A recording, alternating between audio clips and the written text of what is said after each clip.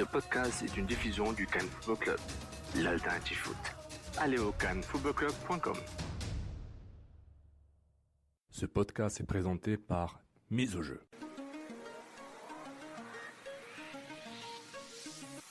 Mise au jeu. Gâches-tu?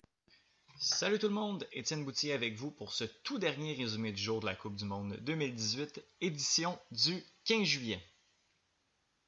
On a eu droit à une finale endiablée entre la France et la Croatie, et ce sont nul autre que les Bleus qui sont champions du monde par la marque de 4-2.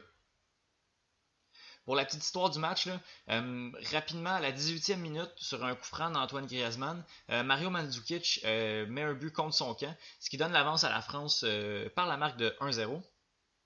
10 minutes plus tard, Ivan Perisic, qui connaît un très fort tournoi, nivelle la marque.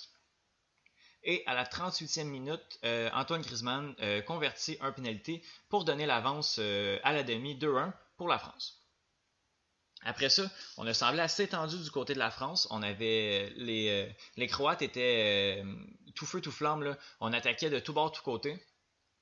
Mais rapidement, là, à la 59e minute, Paul Pogba est venu casser les jambes des Croates sur une contre-attaque initiée par qui d'autre que Kylian Mbappé.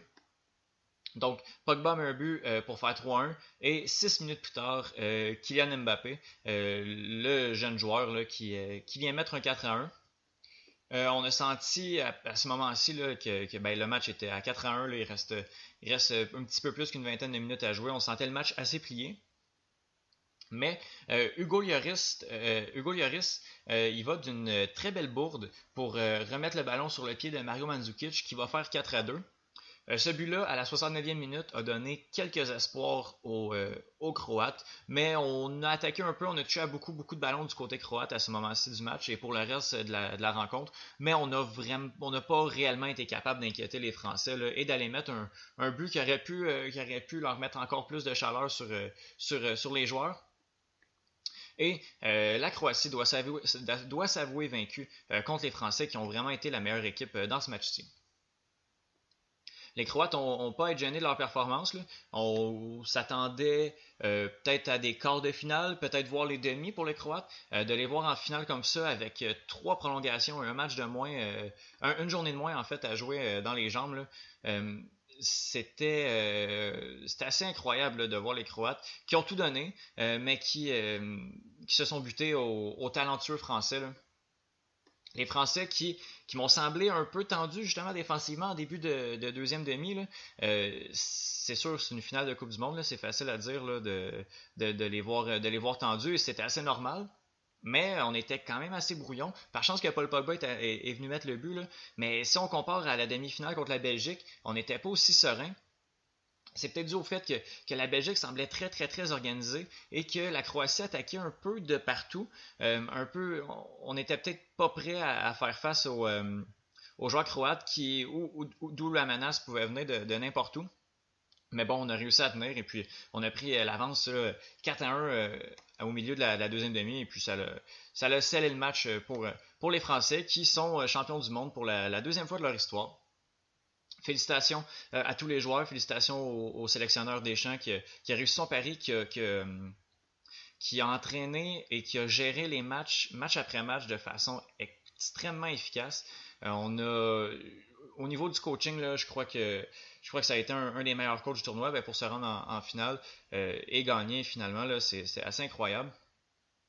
Et justement, le pari d'y aller avec plusieurs jeunes joueurs, Didier Deschamps qui est dans la sélection depuis déjà quelques années, de faire le pari d'aller chercher, c'est sûr Kylian Mbappé revient d'une bonne saison, mais les deux jeunes centraux, les deux jeunes défenseurs centraux, là, soit Umtiti et Varane, c'est un beau pari du côté du sélectionneur de faire confiance à ces jeunes-là.